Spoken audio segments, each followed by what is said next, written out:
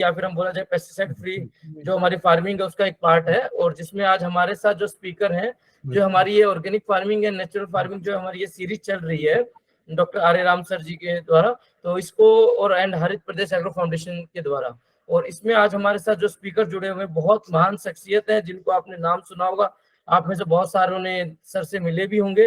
Doctor R K पाठक sir, जो कि जिनका हम बैकग्राउंड बताना चाहते हैं, स्पेशली हॉर्टिकल्चर से हैं, और जिनकी वेराइटीज जो अपने आंवले की वैरायटी बहुत फेमस रही हुई है, नरेंद्र वैरायटी, जो कि एनडीयूटी में डॉक्टर साहब ने जब कार्यरत थे वहां से उन्होंने इजाद की थी, जो कि बहुत बड़ा एरिया कवर कर चुकी है आज की टाइम पे जो सर की वेराइटीज है। इसके अलावा सर ने फिर सीआईएसएच में ज्वाइन करने, सीआईएसएच में एज ए डायरेक्टर भी रहे हैं डॉक्टर साहब, और फिर पाठक सर ने वहां से रिटायरमेंट के बाद उस समय ऑर्गेनिक फार्मिंग पे बहुत डेडिकेटेड काम किया है, बहुत ही हार्ड वर्किंग है सर, और सर की टीम में साथ में आर्य राम सर थे और सर की एक पूरी टीम थी। तो मैं चाहता हूं कि जो आर के पाठक सर का मोर देन 70 इयर्स का जो एक्सपीरियंस है उसको हम सब सुने, और जो इनका एक्सपीरियंस रहा है नेचुरल फार्मिंग, ऑर्गेनिक फार्मिंग, सभी फार्मिंग को किसानों के कैसे जो हम आज के टाइम पे अलग अलग फार्मिंग उनको कैसे सर का जो एक्सपीरियंस है उससे हम समझे, और सर के द्वारा जो होम्यो फार्मिंग को, जो हम अग्निहोत्र को प्रमोट कर रहे हैं, सर भी बहुत सारी जगह ट्रेवल करके, तो उस चीज के बारे में हम सुने। तो मैं चाहता हूँ डॉक्टर आर के पाठक सर को हम इनवाइट करें, उस चीज के बारे में थोड़ा सा प्रकाश डालें। जी are K Pathak sir, doctor साहब सबको बहुत बहुत धन्यवाद। नमस्ते सर। सर्वे भवन्तु सुखिनः, सर्वे सन्तु निरामयाः, सर्वे भद्राणि पश्यन्तु, माँ कश्चित् दुख भाग भवेत्। ये उपनिषद में कहा गया है कि सब लोग सुखी हों, सब लोग निरोग हों, सबकी बातों का आपस में इज्जत हो। और पहले भारतवर्ष जो है, जब हम ये आधुनिक खेती को नहीं कर रहे थे रसायन वाली का, तो ये सब चीजें थी, लेकिन धीरे धीरे ये चीजें बिगड़ गई हैं। अब इसको कैसे लाया जाए, तो इसमें मैं सबसे पहले जितने हमारे आज के पार्टिसिपेंट्स हैं सबसे अनुरोध करना चाहूंगा कि आप तय कर लीजिए, तय क्या कर लीजिए, एक मन में ठान लीजिए कि हमें किसी भी तरह का प्रदूषण को, जहर का खेती में नहीं उपयोग करना है। ये जहर के उपयोग के कारण, चाहे यूरिया की बात करिए, चाहे आप डाई की बात करिए, चाहे आप पोटाश की बात करिए, चाहे कोई पेस्टिसाइड कहिए, वीडीसाइड कहिए, ये सब जहर है। और जहर को देते देते हमारा जो है धरती जहर मुक्त हो गई है, जहर वाली हो गई है। अब हमें जीवन के लिए एक कहते हैं कि आपको होता है ब्रीदेबल एयर, मतलब जो हवा में सांस ले सके, ऑक्सीजन, वो हवा होनी चाहिए। हाँ, ड्रिंकेबल वाटर, पीने वाला पानी जो है पीने लायक होना चाहिए। And eatable food, organic carbon soil जो है, इसमें जो ऑर्गेनिक कार्बन कंटेंट है, इसको हम भूमि की आत्मा कहते हैं। भूमि की आत्मा हमारी 1% से कम नहीं होनी चाहिए। अब कहीं कहीं तो 0.5% हो गई है, कहीं कहीं 0.3% हो गई है, कहीं कहीं 1% भी हो, 0.1% हो गई है। तो अगर इतनी हमारी आत्मा, जैसे हमारी बॉडी का कहते हैं कि हाथ आत्मा से ही हमारे जो होता है, जो आत्मा निकल गई तो हमारी बॉडी जो है खत्म हो गई। तो वही हमारे जमीन के लिए है। और हमने देखा है, हम और डॉक्टर राम पूरा काम यही कह रहे थे कि कितना भी आप रसायन का उपयोग करिए, उससे जो है जो सॉइल का ऑर्गेनिक कार्बन कंटेंट या जिसको जीवांश कहते हैं उसकी मात्रा को बढ़ाया नहीं जा सकता है। इसके तरीके के बारे में हम आपको बताएंगे। और दूसरा है वातावरण में जिसको हम कहते हैं प्राणिक ऊर्जा। ये प्राणिक ऊर्जा, इसको लाइफ एनर्जी कहते हैं। प्राणिक ऊर्जा जब क्षीण हो जाती है, हम अपने बचपन को देखते हैं, अब तो काफी 80 साल के हो रहे हैं, तो आज से 70 साल, मान ली 75 साल पहले के, तो गाँव में आपस में जो भाईचारा था, जो गांव को बंटवारा था, एक किसी की बिटिया की शादी होती थी पूरे गांव वाले इकट्ठे हो जाते थे, ये सब खत्म हो गया है। अब तो हर आदमी है, हम आप पर कब्जा कर रहे हैं। इसको हम प्राणिक ऊर्जा की बात करते हैं। अच्छा, मैं सभी जितने लोग हैं उनसे कहना चाहूंगा कि इस प्राणिक ऊर्जा को और जैविक कार्बन को कहीं से जो है, इसको न तो खरीदा जा सकता है, न तो कोई लेबोरेटरी बना सकती है, और न तो कोई इंडस्ट्री बना सकती है। इसके लिए हमारे माइंडसेट को चेंज करना है। अब माइंडसेट में डॉक्टर राम ने 2 बार बोल चुका है जैविक के बारे में। मेरे ख्याल से कुछ लोग देख रहे हैं, कुछ में पार्टिसिपेट कर रहे थे, तो उसमें मैं ज्यादा नहीं आना चाहूंगा। हमें जो है इसको, जिसको हम कहते हैं अग्निहोत्र खेती या होम ऑर्गेनिक फार्मिंग, बायोडायनमिक के बारे में भी डॉक्टर राम मोहन ने पीछे बोला है, तो उसमें मैं फिर रिपीट नहीं करना चाहूंगा। होमो ऑर्गेनिक फार्मिंग जो है भारतवर्ष में हर घर में एक होता था। हमारे पूर्वजों को पता था कि वातावरण को हम लोग जो है नित्य प्रदूषित करते जा रहे हैं।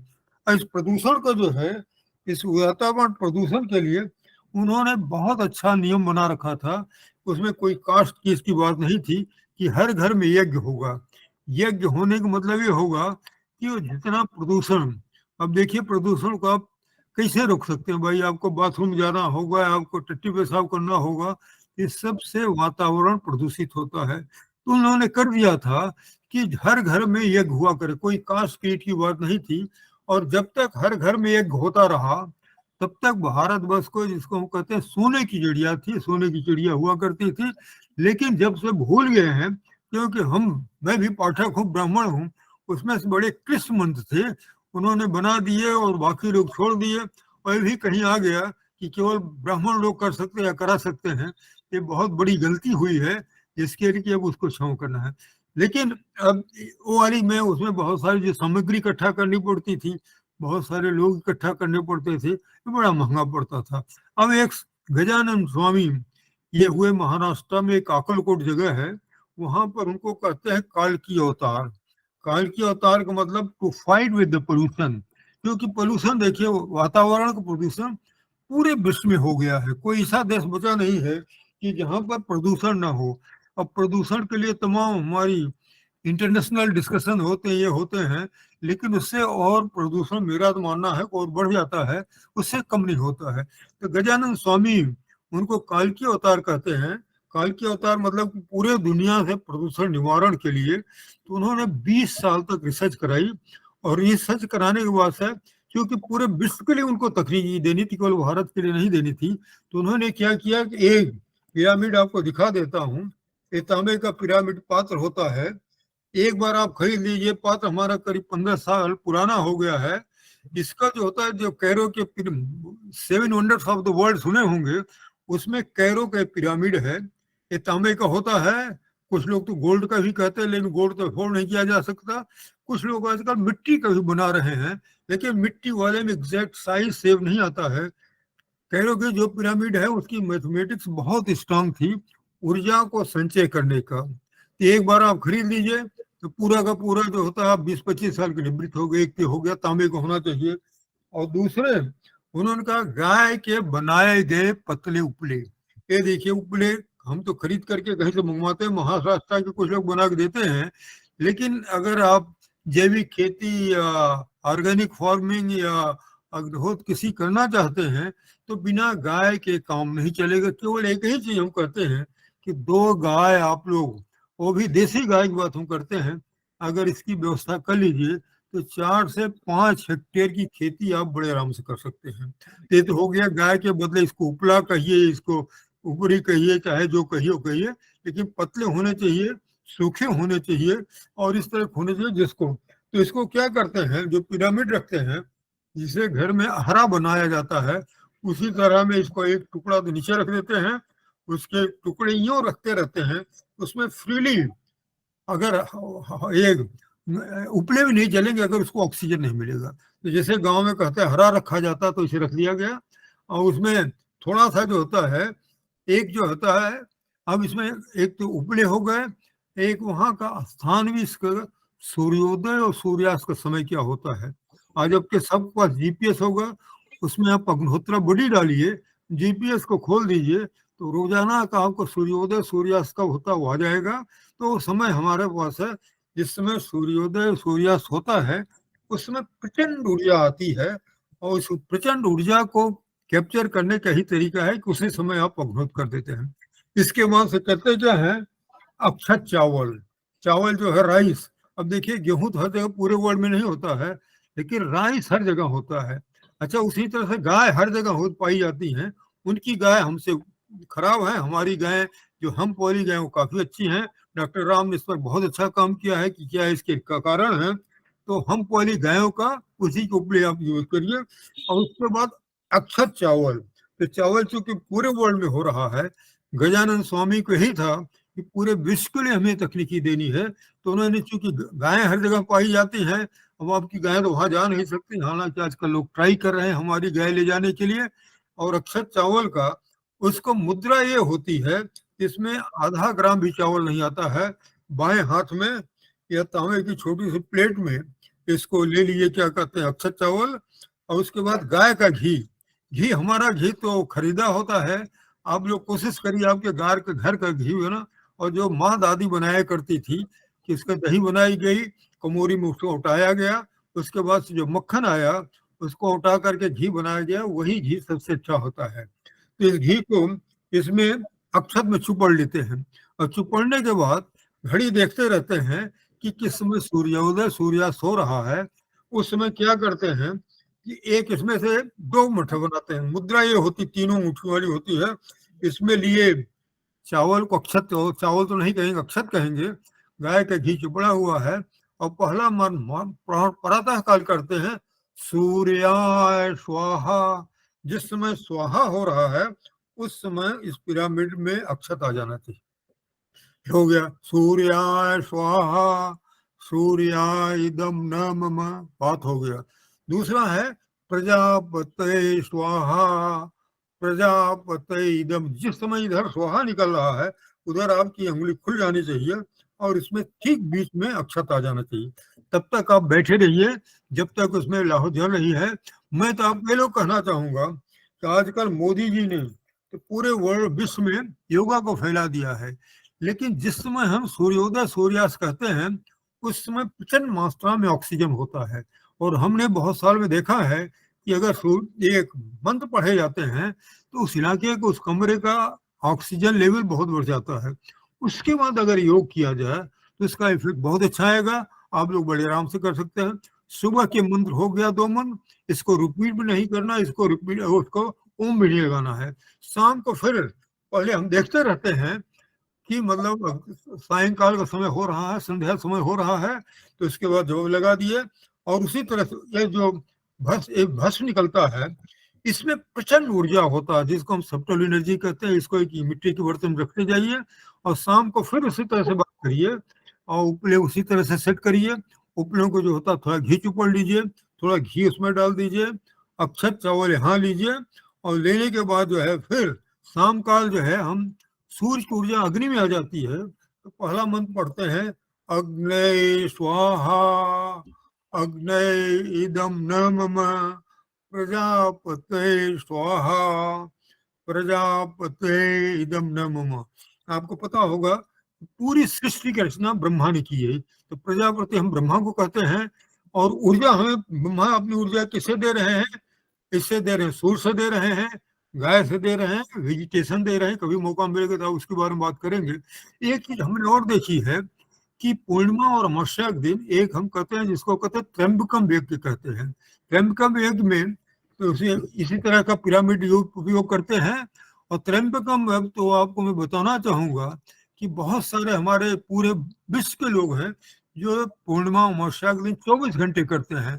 तो त्र्यंबकम यज्ञ के पहले उपले इसी तरह जला दिए जाते हैं, और उसमें 4 मंत्र पढ़ते हैं। पहला 1 ड्रॉप घी के डालते हैं, भू स्वाहा अग्नि इदम न मम, भू स्वाहा वायु इदम न मम, स्व स्वाहा सूर्य इदम न मम, भूर्भुव स्व स्वाहा प्रजापति इदम न मम। अब जरा सुनिए, एक एक ड्रॉप आप घी डाल रहे हो, भू स्वाहा अग्नि इदम न मम, मतलब पृथ्वी धरती में सब कुछ आपसे करते हैं, सब कुछ हम कर रहे हैं, आपको उनका अपना हम ग्रेटिट्यूड देते हैं। भू स्वाहा अग्नि इदम न मम, वो स्वाहा ऑक्सीजन। बिना ऑक्सीजन के 3 मिनट से ज्यादा नहीं रह सकता है। वातावरण को हम प्रदूषित करते रहे। एक ड्रॉप घी से आप वातावरण को कह रहे हैं कि हम आपसे ऑक्सीजन लेते हैं, तो आपके लिए है। स्व स्वाहा प्रजापति दिनों ने चिन्हों किया है, और तो है नहीं, स्व स्वाहा सूर्याय दम, सूर्य की ये जितना कुछ दे रहे हैं, चाहे फल फूल का है, चाहे आप ये कर रहे हैं, अल्टीमेटली ऊर्जा सूर्य की है। और उसके बाद चौथा बजावन, तो भू स्वाहा अग्नि दम नमो, भू स्वाहा वायु दम नमो, स्व स्वाहा सूर्याय दम नमो, और भूर्भुव स्व स्वाहा प्रजापति नमः। केवल 4 आहुतियां देनी है। इसके बाद से त्र्यंबकम करते हैं। त्र्यंबकम में अक्षत चावल नहीं डालना है, न तो ब्याहुत होने डालना है। त्र्यंबकम में केवल 1 ड्रॉप घी का डालते हैं। तो उसमें क्या कहते हैं, ओम त्र्यंबकम यजामहे सुगंधिम पुष्टिवर्धनम उर्वारुक्म्यो बंधनान मृत्युर्मुक्षी मामृता। बहुत बड़ा शंकर भगवान मंत्र है। त्र्यंबकम, फिर से एक बार मैं रिपीट कर दे रहा हूँ। ओम त्र्यंबकम यजामहे सुगंधिम पुष्टिवर्धनम उर्वारुक्म्यो बंधनान मृत्युर्मुक्षी मामृता। और हम लोग पूर्णिमा अमावस्या को 24 घंटे तो नहीं कर सकते हैं, लेकिन आधे घंटे से 1 घंटे करते हैं। लेकिन कई जगह पूरे अमेरिका में हर जगह है जहाँ पर कि पूर्णिमा अमावस्या के दिन और जिस दिन ग्रहण लग जाता है उस दिन 12 से 14 घंटे पूरे गांव वाले मिल जाते हैं। अच्छा, हमें बताया गया है कि जो लोग त्रिम्बकम भी करते हैं उनको ये महसूस होता है कि हमें काफी ऊर्जा मिल रही है, तो ऑटोमेटिकली सामान तो आपको करना पड़ेगा।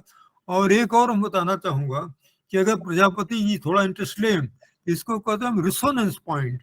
रिसोनेंस पॉइंट भगा कर करके 80 हेक्टेयर एरिया, मतलब 200 एकड़ एरिया का, जिसको हम होमा गांव कहते हैं, बनाया जा सकता है। एक जगह झोपड़ी बनानी पड़ेगी जहां पर कि यज्ञोत्र होगा, और एक और झोपड़ी बनाते हैं जहां पर त्र्यंबकम यज्ञ होगा। ये जो भस्म मिलता है, it a full of energy, इतनी ज्यादा इसमें ऊर्जा होती है। इसको हम खेती में उपयोग करते हैं, मानव के लिए करते हैं, जानवरों के लिए करते हैं, और पानी में हमने ये देखा है कि पानी जल स्रोत में भी अगर इसको डाला जाए तो भी ठीक हो जाता है। हम लोगों का तो कुछ अनुभव नर्मदा नदी का है कि वहाँ उसके किनारे अग्निहोत्र किया जाए और उसको डाला जाए तो बहता पानी भी ठीक हो सकता है। तो समय में तो हमें बताया गया था 15-20 मिनट में आप बता दीजिए। उसके बाद जिसके प्रश्न होंगे पूछना चाहेंगे, तो मेरे ख्याल से समय हो गया है। मैं अनुरोध करना चाहूंगा कि आप लोग यंग हैं, अभी बहुत कुछ अपने गांव के लिए अपने कर सकते हैं, और जिस दिन ये कर सकते हैं, मैं तो दिन देख रहा हूँ कि मोदी जी को पता चल जाए कि इस गांव में पूरा का पूरा गांव जो है कॉस्मिक गांव हो गया है, होमा गांव हो गया है। लोग अग्निहोत्र कर रहे हैं, अग्निहोत्र के साथ जो होता है योग कर रहे हैं तुरंत, मतलब 15-20 मिनट सुबह कर लीजिए, 15 मिनट शाम को करिए, और अपने अनुभव बताइए कि आपका स्वास्थ्य सबसे ज्यादा अच्छा क्या हो गया। मैंने एक चीज देखा है, हमने देखा है कि अपने परिवार में मैं नहीं कर पा रहा हूँ कि आजकल अगर कह दीजिए कि सूर्योदय के समय उठना है तो बड़ा डिफिकल्ट होता है, उनको बुखार आ जाता है। लेकिन मेरे कहने से मैं आपसे अनुरोध पुनः करना चाहूंगा कि 15-20 दिन आप कर दीजिए। इसके स्रोत अगर आप चाहेंगे तो हम आपको पूरा का पूरा भेज देंगे, कहाँ से मिल सकता है इसके स्रोत का, अगर आप चाहें तो आपको जो है 15-20 दिन बाद बसंत पंचमी, रामोद पहले हमारे साथ काम करते थे, बैड एनवी का काम जो हमने किया लखनऊ में, तो डॉक्टर हमारे डीजी मंगला राय है, उन्होंने कहा एक नास में कॉन्फ्रेंस करिए, तो 2004 में कॉन्फ्रेंस किए। इसमें एक बसंत परंजपे जी आ गए, ये पेरू से आए थे सीधे वहां पर दिल्ली में। उन्होंने मुझे 2004 में प्रेरित किया कि डॉक्टर पाठक, बाहर देश में 100 देशों में लोग कर रहे हैं, लेकिन वैज्ञानिक लोगों को नहीं समझ में आ पा रहा है। यहाँ पर भी मैं समझा नहीं पा रहा हूँ, केवल डॉक्टर राम की समझ में आ गई है कि इसको क्या किया जाए, तब से करिए। तो 2004 से मैं कर रहा हूँ। अब विश्वास मानिए कि 9-10 बजे के बाद मैं सो नहीं सकता, मतलब नहीं, मैं जग नहीं सकता, मेरी नींद खुल जाती है, और जगने के बाद से शाम को चाहे 1 घंटे पहले उठ जग जाता हूँ, नहा धो करके इसको कर रहे हैं। और आपके गांव से 130 देश में मुस्लिम कंट्रीज कर रहे हैं। एक हमारा फॉर्म है यहाँ पर महाराष्ट्र मध्य प्रदेश में, वहाँ पर कुछ मुस्लिम लेडीज आई, तो मुझे बड़ा मुश्किल है कि भाई मुस्लिम लेडीज ये कैसे करती हैं। तो मैंने बताया, मैं कहा सिस्टर हाउ डू आई, मैंने तो कहे डॉक्टर पाठक, इसको we don't take it as a religion. हमने देखा हमारी इंडस्ट्रीज के लोग हैं, और एक आदमी को हम उपले उपले सब व्यवस्था करा देते हैं, उसको हम पेमेंट करते हैं। स्टेटिकली हमने एनालाइज किया है कि जिस इंडस्ट्री में ये अग्निहोत्र सुबह शाम हो रहा है, जो मैंने बताया वो त्र्यंबकम नहीं हो रहा है, उनकी एफिशिएंसी ये वर्ग की 20% बढ़ गई है। अब 20% अगर इमरजेंसी बढ़ गई है तो बहुत सारी चीज है। एक रहमान खेड़ा में था, एक तिवारी थे यहाँ पर उन्नाव डिस्ट्रिक्ट हसनपुर में, उनके घर उन्होंने अपने फार्म को शुरू किया था। डॉक्टर राम सब कुछ किए, इनका आम का उत्पादन 10 टन से ज्यादा नहीं हो पाया, उनका उत्पादन तीसरे वर्ष जो है 15 टन पर हेक्टेयर हो गया, बहुत गुणवत्ता का हो गया। सबसे खास बात मैं प्रकरण किस लिए लाया हूँ, उनके फार्म पर एक जो मजदूर था वो मुस्लिम था, तो वो मुस्लिम तो कभी अग्निहोत्र करेंगे नहीं, मतलब आजकल तो दुनिया में तो कर रहे हैं। कल ये सर मैं देखता, मुझे जुकाम बहुत हुआ करता था, खांसी बहुत हुआ करती थी, अब जहाँ यहाँ अग्निहोत्र होता मैं बैठ जाता हूँ बाहर, हमारा ये सब खत्म हो गया। ये सब चीजें ग्रोथ की हैं। कुछ अगर समझ में, कितना आपकी समझ में आएगी ये तो अब यानी है।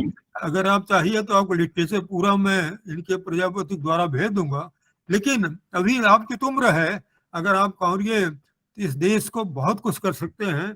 और जब कहते हैं, जब यज्ञ हर घर में होता था तो भारत को सोने की चिड़िया कहते थे, इसीलिए कहते थे विश्व को गुरु है। मोदी जी तो चाहता है, लेकिन अकेले मोदी क्या करेंगे जब तक योगी नहीं करेंगे, और विशेष करके हमें किसान भाई नहीं करेंगे, और प्रजापति जैसे एक डायनेमिक आदमी नहीं करेंगे। बहुत बहुत धन्यवाद। कोई आपके प्रश्न होंगे, समय होगा तो हम उसका जवाब देंगे। मैं इसको जो अभी प्रोफेसर आर के पाठक ने आप लोगों को बताया होमा जैविक कृषि के बारे में, तो इसको मैं थोड़ा साधारण तरीके से बता देता हूँ कि होमा जैविक खेती में जिस फार्म पे आप होमा जैविक कृषि करना चाहते हैं वहां पे सुबह शाम आपको अग्निहोत्र करना है। जैसा प्रोफेसर आर के पाठक ने बताया कि सुबह शाम करना है, सूर्योदय के पहले करना है, सूर्यास्त के समय करना है। फिर जो अग्निहोत्र की भस्म है, एक तो उसमें पानी में मिला करके 2-3 दिन उसको स्टीयर करके उसको स्प्रे कर सकते हैं। और उस फार्म पे जो भी आप जैसे वर्मी कंपोस्ट बना रहे हैं, कोई भी कंपोस्ट बना रहे हैं, कोई भी बायोपेस्टिसाइड बना रहे हैं, उसमें अग्निहोत्र भस्म का जरूर प्रयोग करें। मैंने देखा है अगर अग्निहोत्र भस्म को, जैसे 200 लीटर पानी है, अगर 250 ग्राम अग्निहोत्र भस्म डाल के आप स्टीयर करके 3 दिन बाद स्प्रे करिए तो हमने देखा है कि उस पर कीड़ों का प्रकोप नहीं होता, क्योंकि उस भस्म में थोड़ा सा घी बच जाता है। और घी जब आप स्प्रे करते हैं उसकी एक स्मेल होती है, सुगंध होती है, उससे कीड़े भागते हैं। प्लस एक लेयर पत्तियों पे आ जाती है, चिकनी लेयर होती है घी की, उससे कीड़ों का प्रकोप एवं व्याधियों का प्रकोप नहीं होता है।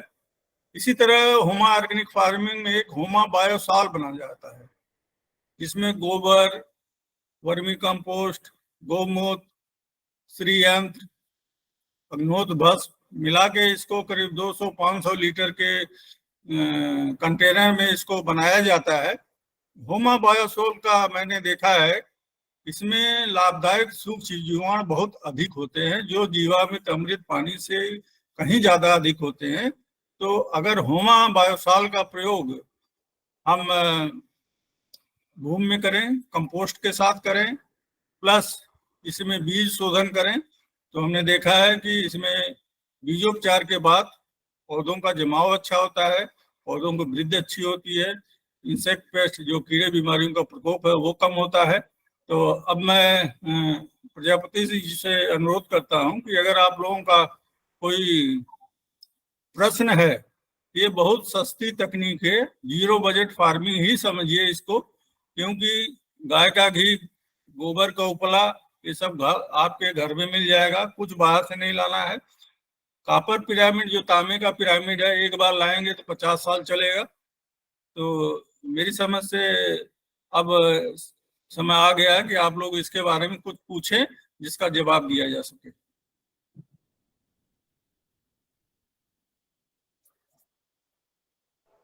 प्रजापति जी इनपुट करिए, अनम्यूट। जी सर। मैं ये कहना चाहता हूँ कि जैसे अपने डॉक्टर आर के पाठक सर ने इसको बहुत अच्छे से हमारे किसान भाइयों को समझाया, तो मैं ये चाह रहा था जैसे अभी आपने लास्ट में इसको एक चीज बताया कि इसको हम मिक्स करके, तो वो चीज थोड़ा आप बताएं। अभी जो आपने लास्ट में एक फॉर्मूला बताया तो उसको कैसे बनाए अगर किसान भाई बनाना चाहते हैं। अब जैसे होमा बायोसोल है, इसके लिए 10 किलो गोबर, 5 किलो वर्मी कंपोस्ट और 200-250 ग्राम आपकी अग्निहोत्र भस्म। क्या चीज? भस्म अग्निहोत्र की जो राख होती है उसको रख लेते हैं मिट्टी के घड़े में। प्लस एक श्रीयंत्र आता, कापर का, तांबे का बना हुआ एक पैसे के आकार का टुकड़ा होता है, उसको डालते हैं, पानी डालते हैं, 5 लीटर गौमूत्र डालते हैं। जैसे जीवामृत अमृत पानी पंचगव्य बनाते हैं, उसी तरह इसको भी क्रमण के लिए, फर्मेंटेशन के लिए रख दिया जाता है। फिर एक नीचे टोटी लगी होती है। मैं अगले लेक्चर में इसको विस्तृत से कैसे बनाया जाए उसकी जानकारी दूंगा। तो उसको 30 से 35 दिन बाद उसको टोटी से निकालते हैं, इसको डाइल्यूट करके जमीन पे छिड़काव करते हैं, फसल पे छिड़काव करते हैं, बीज शोधन करते हैं। तो हमने जो इसमें देखा, इसमें पोषक तत्व होते हैं, जिसमें सूक्ष्म पोषक तत्व अच्छी मात्रा में होते हैं। प्लस इसमें इसकी खासियत है होमा बायोस्यूल की, इसमें नत्रजन स्त्रीकारक जीवाणु, फास्फोरस घोलक जीवाणु, बैसिलस सफिलिस, स्यूडोमोनास फ्लोरोसेंस इत्यादि ये लाभदायक जीवाणु होते हैं, जो जमीन की उर्वरा शक्ति, मिट्टी की उर्वरा शक्ति में वृद्धि करते हैं। और इसका करीब जो अगर 3-4 महीने की फसल है तो 3 से 4 बार इसका प्रयोग करना चाहिए, चाहे भूमि पे छिड़काव करें, चाहे इसका पत्तियों पे छिड़काव करें। प्लस होमा इंडिस वाटर, होमा एस अग्निहोत्र भस्म से उपचारित पानी का छिड़काव भी कर सकते हैं। इसका भी हमने देखा अच्छा प्रभाव पड़ता है। जो कीड़े हैं वो इसके स्प्रे के बाद करीब हफ्ते 10 दिन तक उनका प्रकोप नहीं होता है। इसके बाद वर्मी कंपोस्ट भी बनाते हैं। तो जो वर्मी कंपोस्ट तैयार हुई है उसमें आप अग्निहोत्र भस्म का 100 से 200 ग्राम प्रति टन के हिसाब से प्रयोग करके आप मिक्स करके इसका प्रयोग कर सकते हैं। तो इसका अच्छा इफेक्ट, जो होमा एक्चुअली अग्निहोत्र है, इससे वहां का वायुमंडल प्योर होता है, प्योरिफिकेशन ऑफ एटमॉस्फेयर। वहां का जो एटमॉस्फेयर अगर प्योर होता है तो वहां पे जो आपके लाभदायक कीट हैं, मधुमक्खियां हैं, इनकी संख्या में दिन प्रतिदिन वृद्धि होती जाती है। तो अग्निहोत्र जब एक बार आपका एनवायरनमेंट क्लीन हो गया, वहां पे खेती कर रहे हैं, तो आपके जो पैरासाइट हैं, प्रेडेटर हैं, पक्षियां हैं, मधुमक्खियां हैं, इनकी संख्या में वृद्धि होती है। तो इससे आप जानते हैं कि जो पैरासाइट प्रेडेटर होते हैं, बहुत सारे कीड़े बीमारियां जिनको वो नष्ट करते हैं। तो होमा जैविक कृषि, जैसा डॉक्टर साहब ने बताया कि 100 से अधिक देशों में लोग कर रहे हैं, इसका बहुत अच्छा असर देखा गया है। और भारतवर्ष में भी जलगांव और मध्य प्रदेश में काफी ज्यादा मात्रा में किसान कर रहे हैं, संख्या में किसान कर रहे हैं। तो एक तरह से इस पे अगर किसी सदस्य का इंटरेस्ट हो, उसको लिटरेचर प्रदान किया जा सकता है, अलग से बात की जा सकती है कि कैसे इसको आगे बढ़ाया जाए। जी सर, जी मैं जी इसमें जी डॉक्टर डीपी सिंह सर कुछ पूछना चाह रहे, पूछिए जी। हाँ, मैं पाठक जी से और प्रजापति दोनों जी से पूछना चाहता हूँ कि क्या मंत्र उपचार का भी इसमें कोई महत्व है व्याधि को, रोगों को रोकने में, सॉइल फर्टिलिटी, प्रोडक्टिविटी बढ़ाने में? क्या मंत्र उपचार का भी कोई रोल है या नहीं? मैं आपसे बताना चाहूंगा कि जितनी चीजें प्रोडक्शन के, होमा में हमने देखा है प्रोडक्शन के फैक्टर क्या क्या है। जमीन में जो पोषक तत्व उसकी उपलब्धता, जल की गुणवत्ता, वातावरण में प्रीडेटर, पैरासाइट, इतना विचित्र तरह का होता है। जितनी चीजें निगेटिव होती हैं, देखिए हम लोग किसी को मारने की बात नहीं करते हैं, हम लोग तो सबके सर्वे भवंत की सोचने की बात करते हैं। तो जितनी चीजें आपके लिए फायदेमंद है वो चीजें बढ़ती जाएंगी। हमारा कुछ अनुभव पालमपुर का है और कुछ अनुभव तिवारी जी का है। एक बार रामोद हमारे पास थे, तिवारी जी जो हसनपुर की मैं बात बताई, उनके अग्निहोत्र के सामने, घर के सामने ब्रह्मी उगाया था। अच्छा, ब्रह्मी, रामोद का डॉक्टर साहब, ब्रह्मी बहुत बढ़िया आयुर्वेदिक पौधा है, ये कैसे हुआ? तो तिवारी से पूछने लगे, तिवारी तो कहे डॉक्टर साहब हमें तो पता नहीं कहाँ से आया है, क्या है, तो उनको पता नहीं था। इसी तरह से पालमपुर यूनिवर्सिटी वालों ने काम किया है कि जितने उनके पास वीड हैं जो फायदे वाले हैं वो ऑटोमेटिकली 3 साल में बढ़ गए, और जितने खतरनाक हैं वो ऑटोमेटिकली खत्म हो गए। अब इसका क्यों होता है, ऊपर वाले कैसे करता है, कुछ समझ आता है नहीं सर, डॉक्टर डीपी सिंह का क्वेश्चन ये है, मेरे क्वेश्चन का उत्तर नहीं मिला। मेरा क्वेश्चन ये है कि जो मंत्र पढ़ते हैं उसका क्या रोल है? क्या मंत्र उच्चारण का, मंत्रों का भी कोई रोल है अग्निहोत्र फार्मिंग या होमो फार्मिंग में? मैं वैसे बता दे रहा हूँ, चाहे कोई भी पूजा अर्चना हो, जो मंत्र पढ़े जाते हैं उनसे रिजोनेंस क्रिएट होता है। और रिजोनेंस में बहुत बड़ी पावरफुल एक शक्ति होती है जो अग्निहोत्र करते समय वो उत्पन्न होती है। उसमें जो है एनर्जी कैप्चर भी की जाती है, कैप्चर अपने आप होती, कॉस्मिक एनर्जी कैप्चर होती है और बाहर भी जाती है जो नेगेटिव एनर्जी होती है। इसके बारे में एक अलग एक मुद्दा है जिसको डिटेल रूप में इसको डील किया जा सकता है, लेकिन जितने भी मंत्र होते हैं वो रेजोनेंस साउंड क्रिएट करने के लिए होते हैं और उनका बहुत बड़ा रोल है। एक एस्ट्रोफिजिक्स का ये मामला है। तो अग्निहोत्र या कोई भी पूजा अर्चना की जाती है तो उसमें जो मंत्र पढ़े जाते हैं उनका अर्थ ही होता है कि रेजोनेंस क्रिएट करना। रेजोनेंस का बहुत सारा उसके फायदे हैं। अगर उस पर चर्चा की जाए तो अगला 1 घंटा इसके लिए कम होगा। तो कहने का मतलब यह है कि मैं आपसे अनुरोध करना चाहूंगा, एक होमा न्यूज लेटर अमेरिका से निकलता है, अबेल साहब हैं और फ्री में देते हैं, और इस समय का तो हम आज को अभी मतलब इनको फॉरवर्ड कर देंगे। अनुरोध है कि उसको आप अगर अबेल को आप कर दीजिएगा कि हाँ हम होमा न्यूज लेटर पढ़ना चाहेंगे तो फ्री में आपके पास हर साल हर महीने आता रहेगा। वो अंग्रेजी में आता है क्योंकि उसको केवल स्पेनिश और हिंदी आती है, तो इंग्लिश आती है। एक बार आप देखिएगा कि क्रॉस द वर्ल्ड एक आदमी बसंत पंचमी ये 72 में निकल गए। इनको गजानंद स्वामी ने कहा कि तुमको तो पूरे भारत बाहर जाना है। एक आदमी ने पूरे विश्व में मेहनत कर करके बना दिया। लेकिन लखनऊ में हमारे पास वो 3 बार आए और लगातार अब तो नहीं रहे हैं।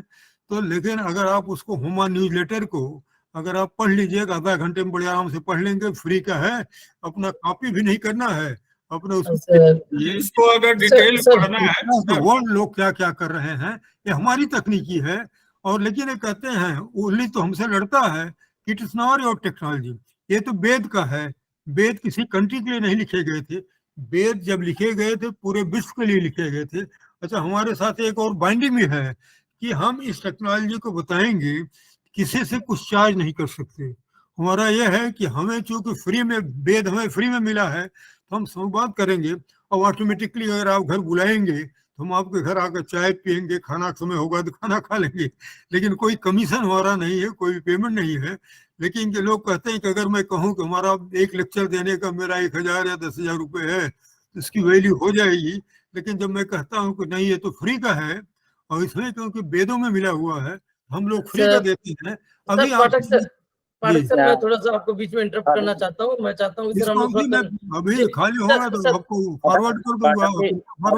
प्रजापति जी, मेरा एक बहुत ही जेन्युइन सा सवाल है, जरा ध्यान से सुने और बस अप टू द मार्क ही आंसर चाहूंगा मैं। जी। मतलब क्रॉप कल्टीवेशन या क्रॉप प्रोडक्शन के केस में तो आपने होमा फार्मिंग के बारे में बताया, उसकी इंपॉर्टेंस बताई और हम समझ भी गए। मंत्र उपचार का भी आपने रोल बताया कि मंत्र उपचार का भी रोल है, लेकिन वो बहुत एक्सप्लेन नहीं कर पाए। मेरा अगला सवाल यह है कि एग्रीकल्चर के जो अलाइड सेक्टर होते हैं, जैसे बी कीपिंग होता है, एनिमल हस्बेंड्री डेयरी होता है, पोल्ट्री होता है, पिगरी होता है, अगर जहां पिगरी फॉर्म है, पोल्ट्री फॉर्म है, बी कीपिंग है या फिर डेयरी फॉर्म है, वहां भी सुबह शाम इस तरह के हवन को किया जाए तो उसका क्या इम्पैक्ट होगा? सर मैं इसमें बहुत बढ़िया आपने प्रश्न किया है। आधे घंटे में सुन लीजिए। पाठक जी को बोलने दो, पाठक जी या प्रजापति को बोलने दो, आप नहीं बोल पाएंगे इस पे। जी पाठक सर, मैं एक बार थोड़ा सा इसमें बताता हूँ जो मेरा एक्सपीरियंस रहा है। हमारे एक किसान है अपने यहाँ पे जयपुर में एक बहुत अच्छे किसान है परमिंदर जी, जिन्होंने पोल्ट्री फार्मिंग की है कड़कनाथ मुर्गे की।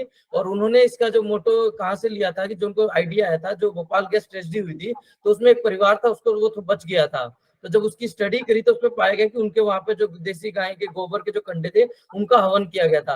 तो उन्होंने उसी पद्धति को यूज करके, मैं उनके फार्म पे 2-3 बार गया हुआ हूँ जयपुर में, तो वो जो पोल्ट्री फार्मिंग करते हैं उसमें शाम के टाइम पे वो हवन करते हैं। हवन इन द सेंस मतलब क्या होता है, देसी कंडे और देसी घी के टाइप पे वो हवन करते हैं, जिसके कारण आप इंडिया में पूरे दुनिया में कहीं भी आप पोल्ट्री फार्म में जाएंगे तो आपको स्मेल मिलेगी। लेकिन एकमात्र वो ऐसा पोल्ट्री फार्म में मैंने गया, वहां पे कोई स्मेल नहीं। आप उसमें बैठ के आराम से बैठ के खाना खाएंगे, आराम से बैठ के अपनी चारपाई डाल के भी सोएंगे तो आपको थोड़ी सी भी स्मेल नहीं आएगी पोल्ट्री फार्म के अंदर। बात स्मेल की रिगार्डिंग नहीं हो रही है नीरज जी, बात हो रही है कि जो संक्रामक रोग आते हैं, पिगरी में आते हैं, पोल्ट्री में आते हैं, डेयरी फार्म में आते हैं, है ना, जो संक्रामक रोग आते हैं, मैं उनके रिगार्डिंग बात कर रहा हूँ। सर उसका भी बहुत बड़ा इफेक्ट है, क्योंकि जो मेरा फार्मर है वो किसी टाइप की कोई भी दवाइयां उपयोग में नहीं कर रहा, बल्कि पोल्ट्री फार्मिंग करते हुए भी। मैं आपको उनका नंबर शेयर कर सकता हूँ, आप उनसे डीप डिस्कशन कर सकते हैं कि उनको क्या क्या फायदा मिला है। जैसे मैं ये कहना चाहूंगा कि भोपाल कांड जो हुआ 1984 में, एक परिवार यहाँ लखनऊ का है,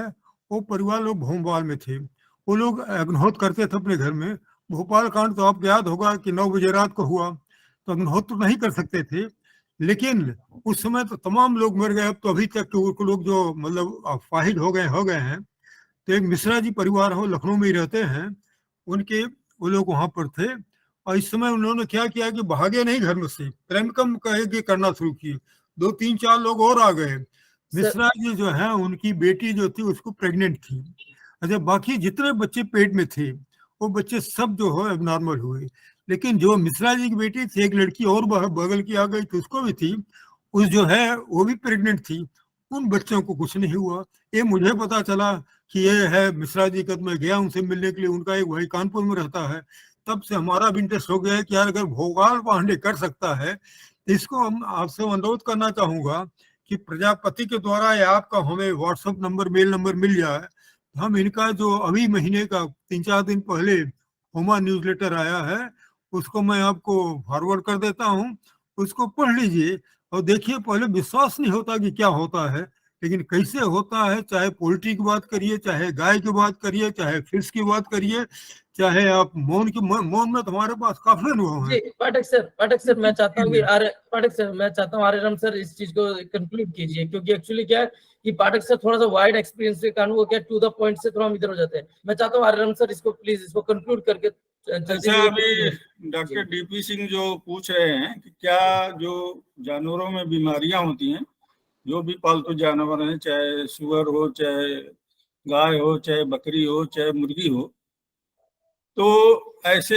हजारों उदाहरण हैं। और हमने देखा है कि वहाँ पे इनका जो रोगों का संक्रमण है वो कम पाया जाता है। इवन अग्निहोत्र ऐस का बहुत सारे एग्जाम्पल हैं कि जहाँ गाँव जानवरों को कट जाता है, फट जाता है, वहाँ अग्निहोत्र ऐस का एप्लीकेशन करने से उनको बहुत ज्यादा फायदा हुआ है। और पशुओं के चारे में अग्निहोत्र ऐस थोड़ा डाल के उनको खिलाने से या अग्निहोत्र से उपचारित पानी पिलाने से उनके दूध की मात्रा में बढ़ोतरी हुई है, और उनको जो जनरल बीमारियां लगती हैं उनमें गिरावट आई है। तो ऐसे बहुत सारे एग्जाम्पल हैं कि अग्निहोत्र जहाँ पे होमा फार्मिंग होती है वहाँ ऑर्गेनिक फार्मिंग है क्या, ये इंटीग्रेटेड अप्रोच है। इसमें मोनोक्रॉपिंग नहीं करनी है, इसमें आपको agriculture, horticulture, poultry, piggery, live stock, dairy, ये सब करना है, फिशरी करना है। तो एक सेल्फ सस्टेनेबल फार्म होगा। वहां पे ऑर्गेनिक फार्मिंग जो होती है वो कॉस्ट इफेक्टिव होती है। अगर आप केवल धान गेहूं की खेती करते हैं, गन्ने की खेती करते हैं, जहां मोनोक्रॉपिंग करते हैं, वहां पे ऑर्गेनिक नेचुरल फार्मिंग, होमा जैविक कृषि जो भी है वो भी करना बहुत ही कॉस्टली होगा और उतना इफेक्टिव नहीं होगा। जैसे पिछले लेक्चर में हमने बताया था कि बहुत सारे intercropping, mix cropping, trap cropping, ये सब चीजें हैं जो ऑलरेडी लोग कर रहे हैं, जिससे बहुत सारी सॉयल बॉर्न डिजीजेस को मैनेज करते हैं, पॉलिनेशन की प्रॉब्लम को मैनेज करते हैं। तो इस तरह का बहुत सारा एग्जाम्पल है कि होमा फार्मिंग में अग्निहोत्र या वहाँ का जो एटमॉस्फेयर है वो ज़्यादा अच्छा होता है। अगर आप इसको अपने घर में करिए, जब शाम को आएंगे आपको कुछ घर का जो इन्वायरमेंट लगेगा वो हीलिंग लगता है। जैसे आप बहुत 10 मिनट बैठ गए, लगता है कि बहुत आराम हो गया। तो इस तरह का एक फीलिंग करने के बाद, इसको आप एक्सप्लेन ज्यादा नहीं कर सकते। एक जानवर है बैठा हुआ है, वहाँ अग्निहोत्र होता है सुबह शाम, उसको अग्निहोत्र ट्रीटेड भोजन और पानी दिया जा रहा है, चारा दिया जा रहा है, वहीं पे जो पाउडर है उसका प्रोडक्शन हो रहा है। तो जनरली बीमारियां आती नहीं है। अब इसको एक्सप्लेन करना कि बीमारी कैसे नहीं आई, ये बहुत ही डिफिकल्ट है। वैसे ही मोनोक्रॉपिंग में जैसे आप देखते हैं कि बहुत सारी कीड़े बीमारियों का प्रकोप होता है, वहीं पे इंटीग्रेटेड अप्रोच, जहाँ इंटीग्रेटेड फार्मिंग सिस्टम जो ऑर्गेनिक फार्मिंग है, वहां पे ये सब देखने को नहीं मिलता। मैं बताऊं कि एक तो जब जहाँ पे आप केमिकल एप्लीकेशन बंद करते हैं, आप देखिए तो वहां पे जो पैरासाइट प्रेडेटर, इवन मैं फ्रॉग की बात कर रहा हूँ, मेढक अपने वजन का 3 गुना खाता है 24 घंटे में। क्या खाएगा? 24 घंटे खाएगा। उसी तरह गिरगिट है, बहुत सारे माइक्रोब्स है जिनको हम नहीं देख सकते, तो इनकी पॉपुलेशन में वृद्धि होती, जिससे कीड़े बीमारियों का प्रकोप धीरे धीरे कम होता जाता है। प्रजापति जी। जी अभी हमारे नेक्स्ट डॉक्टर प्रदीप जी कुछ पूछना चाह रहे हैं। हाँ, नमस्ते सर जी। मैं डॉक्टर प्रदीप सालवे महाराष्ट्र से हूँ और जॉब राजस्थान में करता हूँ। मैं पीएचडी फार्माकोलॉजी और टॉक्सिकोलॉजी, वेटरनरी फार्माकोलॉजी टॉक्सिकोलॉजी, पशु चिकित्सक हूँ। और जो मिश्र, अभी सर ने बताया कि मिश्र फार्मिंग जो हमारे पुराने जमाने में भी करते थे, और जब ऑटोमेटिक चूल्हा जलाना हो जाएगा, चूल्हा में उपली या गोबर के जो हम जलाते हैं, ऑटोमेटिक वहाँ के जो डिसीज बनाने वाले जो है, डिसीज स्प्रेड करने वाले जो भी जंतु, जीव जंतु है, वो ऑटोमेटिक इनएक्टिव होते हैं, मरते नहीं, इनएक्टिव होते हैं। तो ये मिश्र खेती का एक नंबर 1 है। और दूसरा है कि ऑटोमेटिक जो हमारा गोबर का यूज है, गोमय पदार्थ या गोबर का यूज, तो इसमें हमारी जो खाद सिस्टम है, तो हर जगह मैंने देखा कि फार्म के नजीक जमीन के ऊपर खाद का खड्डा रहता है, तो वो थोड़ा डीप होना चाहिए। जो नेचुरल खाद गोबर का बनाते हैं वो थोड़ा डीप होना चाहिए और फार्म से दूर होना चाहिए। और उसके ऊपर अगर गोमूत्र अगर उस पे स्प्रे करे तो उसमें से बीमारी निकल जाएगी। या गोबर की जो राख है, गोबर की राख, भस्म भी बहुत बढ़िया एंटीबैक्टीरियल कंटेंट रखता है। तो ऐसे बहुत सारी चीजें हैं। जी। तो ठीक है, थैंक यू जी। Okay sir. वीर नेगी जी कुछ पूछ रहे हैं। वीर नेगी जी आप अपने आप को अनम्यूट कीजिए, आप कुछ पूछना चाह रहे हैं, आपका हैंड रेज है। जी सर अनम्यूट कीजिए प्लीज, सर अनम्यूट कीजिए, आप म्यूट है सर।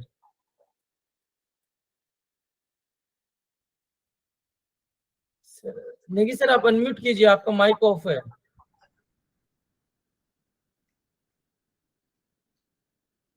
सर माइक को अनम्यूट कीजिए, आपका माइक ऑफ है, इसके कारण आपकी आवाज नहीं आ रही। हाँ, यस। हेलो। हाँ, नमस्कार।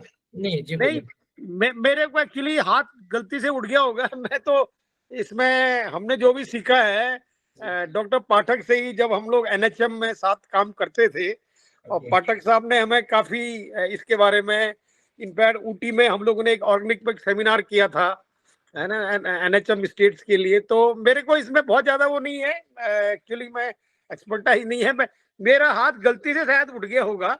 चलिए कोई नहीं, गलती से सही लेकिन उठा, कम से कम अच्छा लगा हमें इसके। Thank you Neeraj, you are doing a great job. Thank you so much sir. I also congratulate you, आपने एक मैसेज डाला था। ठीक है, thank you so. Vishal Goyal ji. हाँ जी सर नमस्कार जी। सर, अग्निहोत्र का वाइल्ड लाइफ के ऊपर कुछ प्रभाव पड़ता है क्या? अरे राम सर, अग्निहोत्र का वाइल्ड लाइफ के ऊपर कोई इफेक्ट होता है क्या?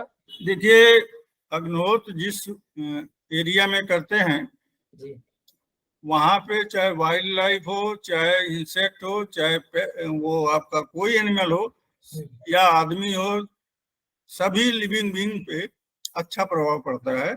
इसको करके देखने वाली बात है, क्योंकि इसको हम लोग ज्यादा एक्सप्लेन नहीं कर पाएंगे। एक बार जैसे मैंने बताया कि अग्निहोत्र है क्या, this is the purification of the atmosphere.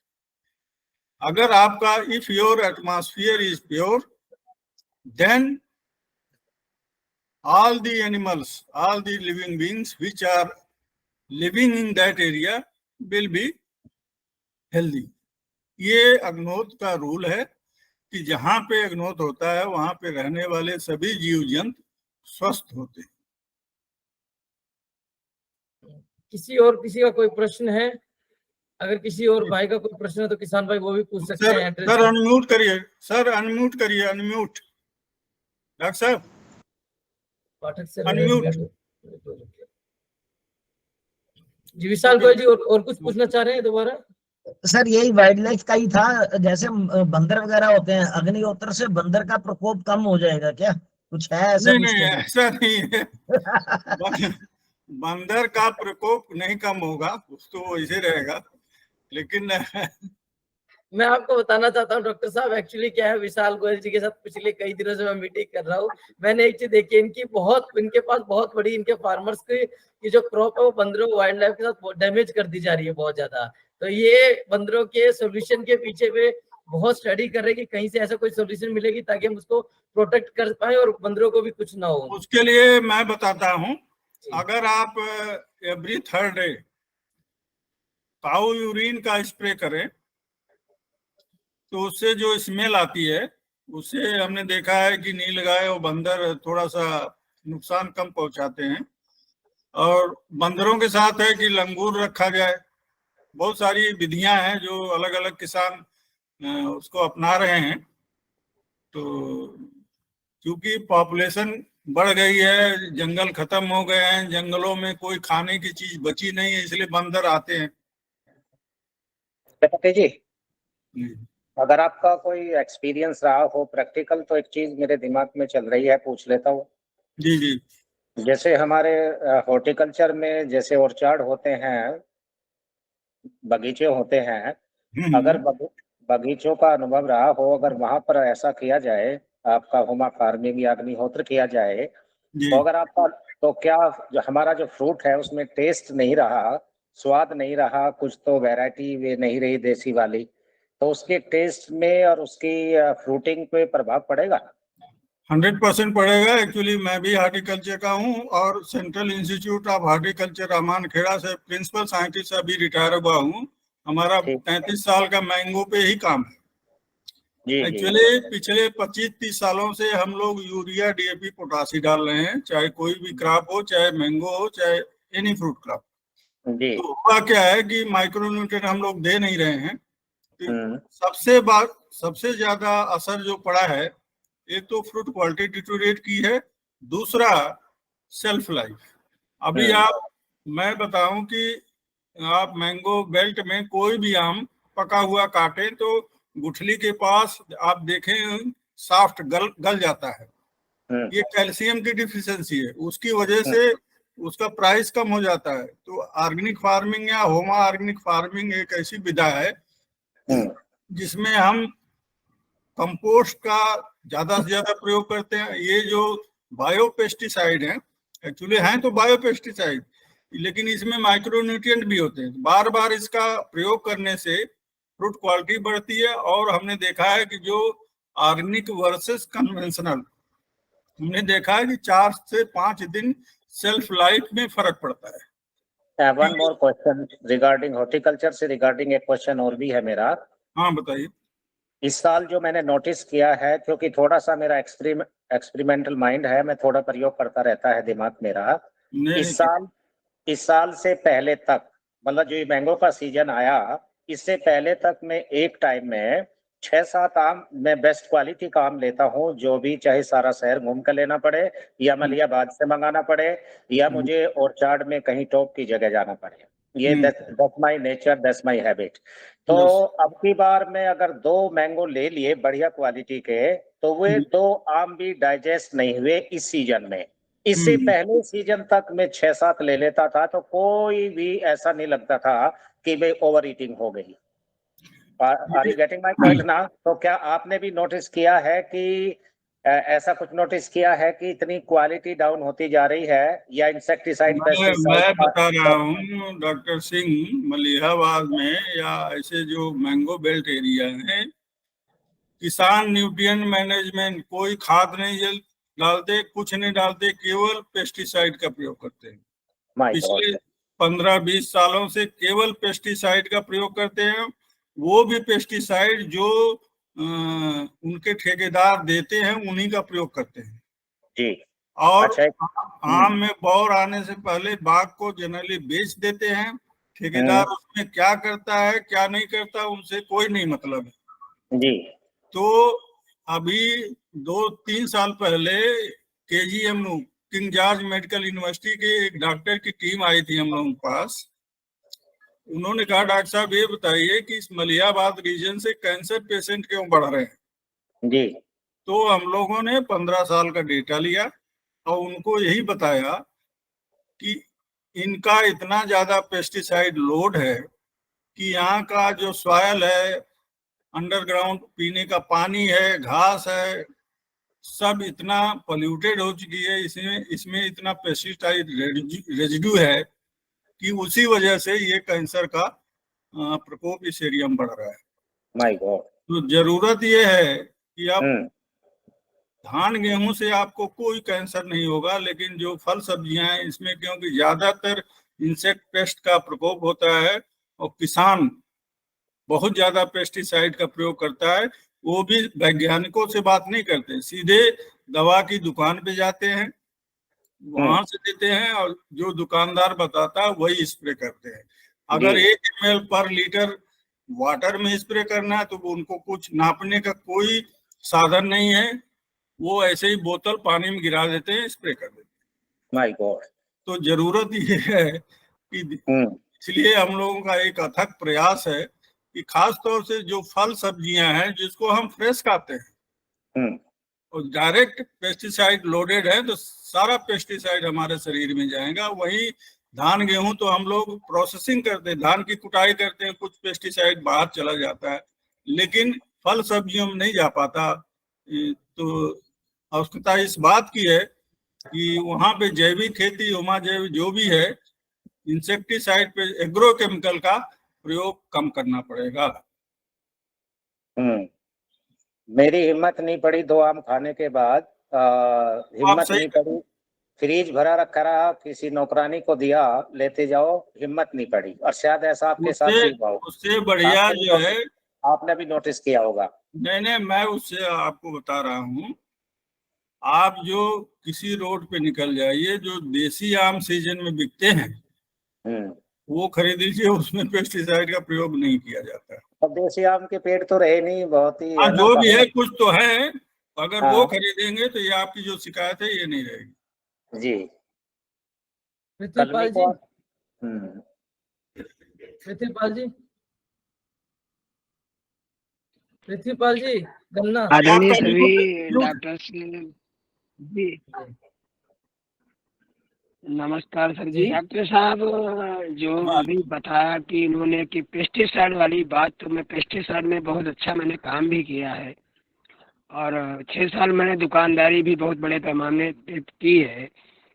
जो सर ने बताया ये बहुत सटीक बात इन्होंने बताया कि हम जो बेचते थे पेस्टिसाइड, निकला हमने तो इस तरीके से खोला था कि भाई किसानों को मैं जागरूक करने का काम किया था, लेकिन फिर भी इतनी जहरीले रसायन थे कि कुछ पूछो मत। जो आते थे किसान मांगते थे, मैं बेचता था।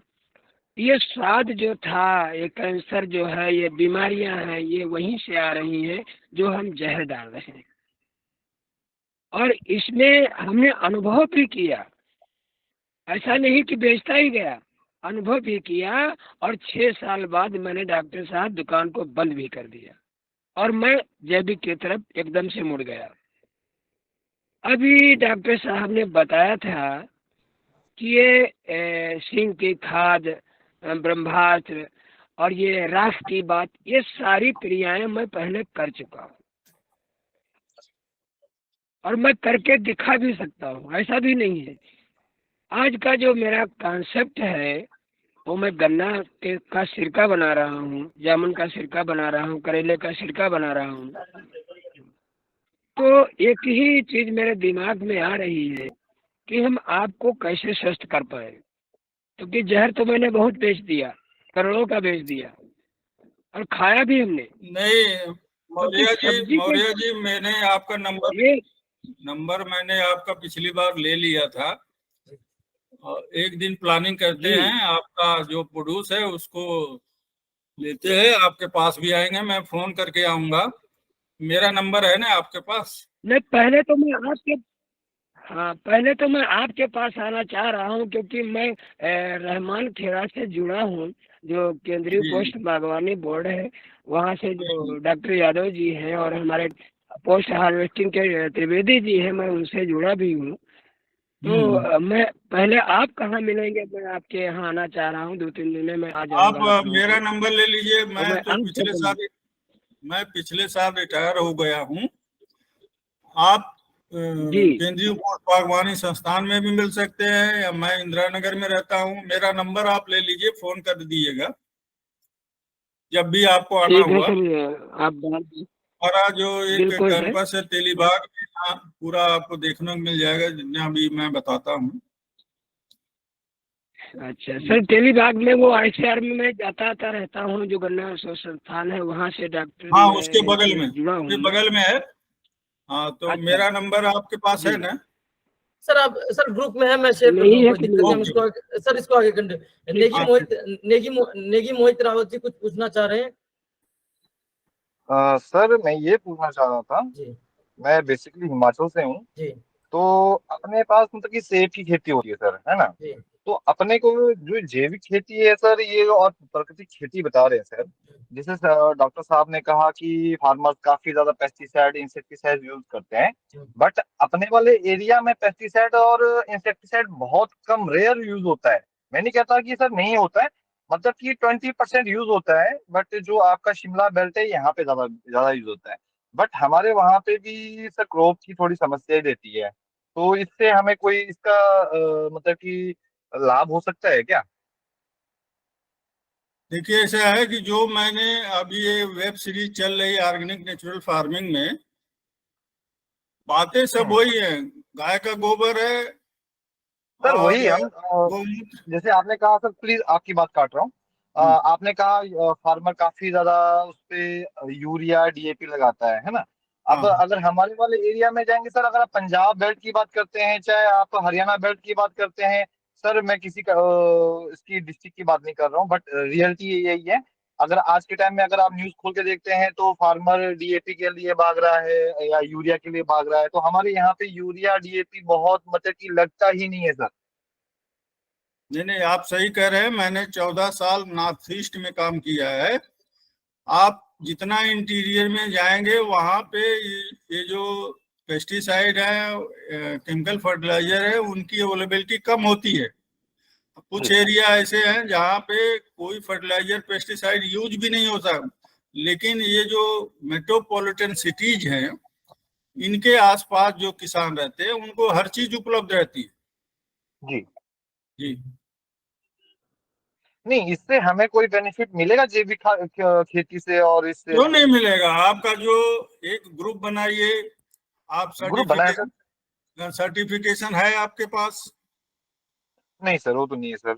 आप अभी मोहित जी, आप किन्नौर वाले ग्रुप से हैं क्या, जो अपना किन्नौर वाला ग्रुप चल रहा हाँ है? बिल्कुल सर, उसी उसी ग्रुप पे आपने लिंक भेजा था, तो इसीलिए मैं जुड़ा हूँ सर। जी नेगी जी, अपना क्या है, आपका जो ग्रुप का है, हम लोग स्पेशली लास्ट हमने पिछले 2-3 दिन पहले हमने स्पेशली किन्नौर वाली अपनी एक अलग जी ग्रुप जी हाँ। होती है, वीकली मीटिंग अपन करते हैं किन्नौर ग्रुप की, जो अपना, तो उस पर अपना पूरा प्रोसेस चल रहा है कि किन्नौर के जो स्पेशली किन्नौर की जो फेमस है, या हिमाचल का जो अपना सेब फेमस है, उसको ऑर्गेनिक और नेचुरल तरीके से कैसे उसको लेके हम लोग मार्केट पर कंज्यूमर को डायरेक्ट आप लोग से लिंक करें, तो उस पर अपना डिस्कशन भी हुआ था।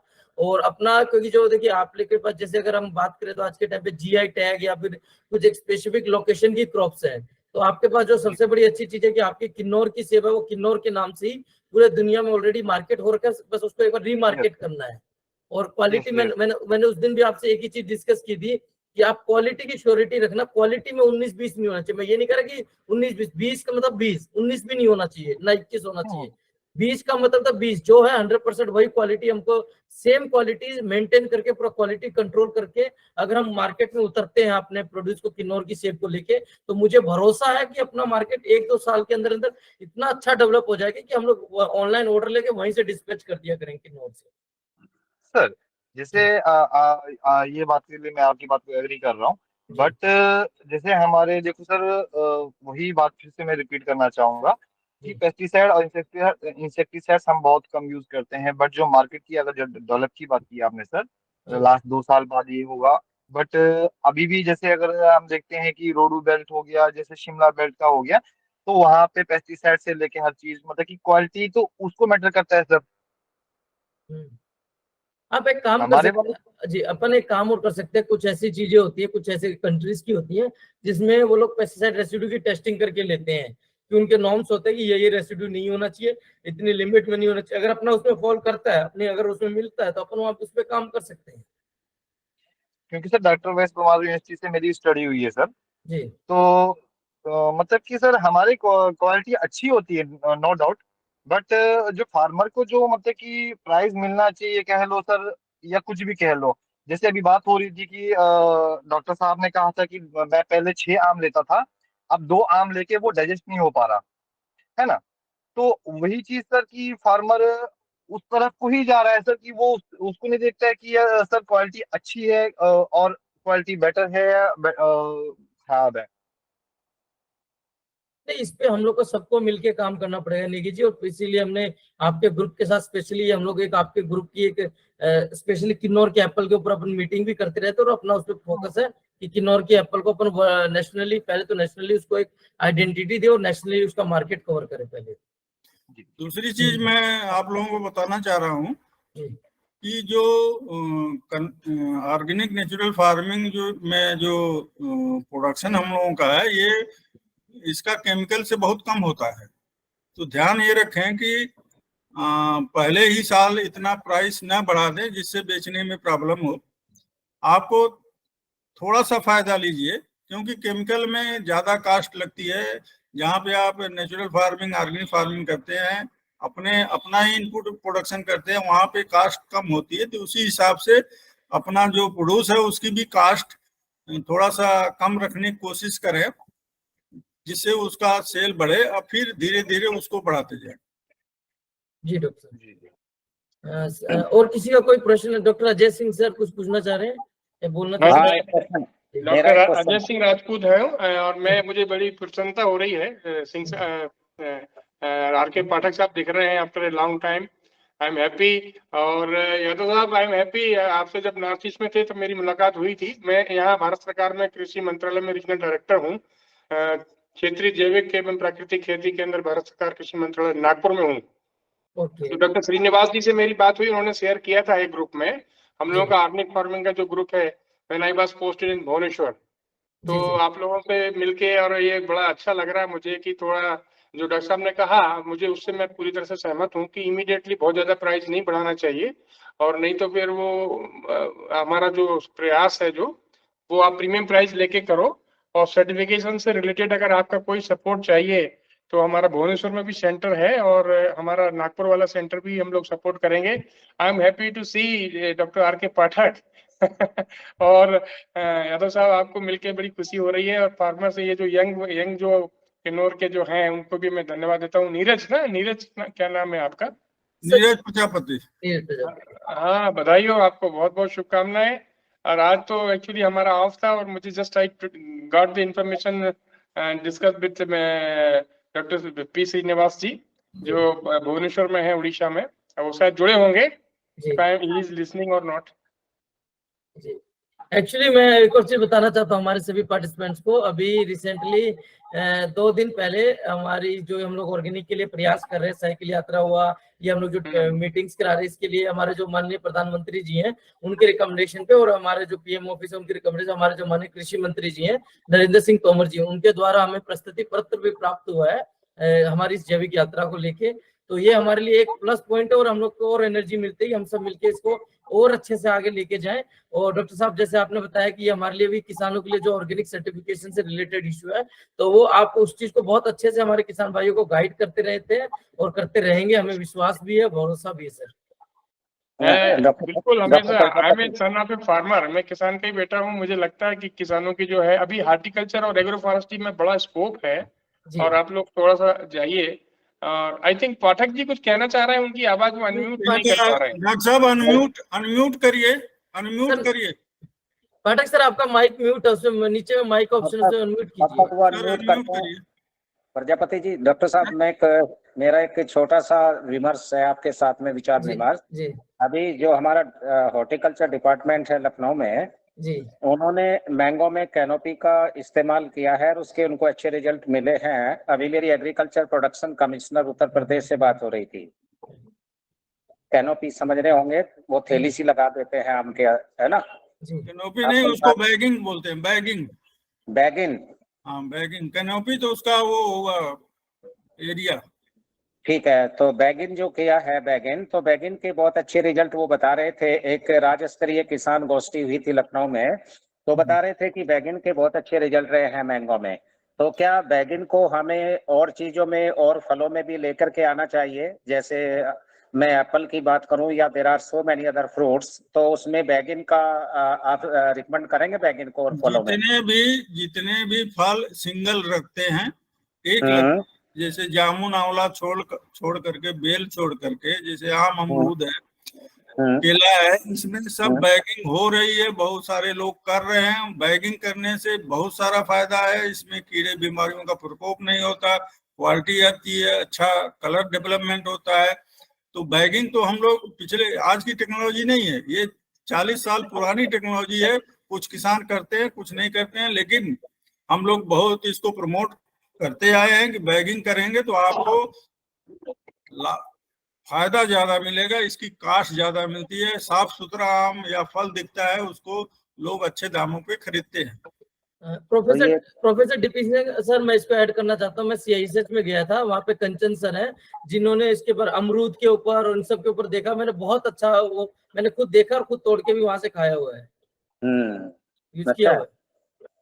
ठीक है, थैंक यू वेरी मच। तो कंक्लूड कर लेते हैं आज की मीटिंग को। जी सर, जी सर, आप thank you doctor Prajapati, thank you doctor Pathak, Neeraj ji, thank you everybody.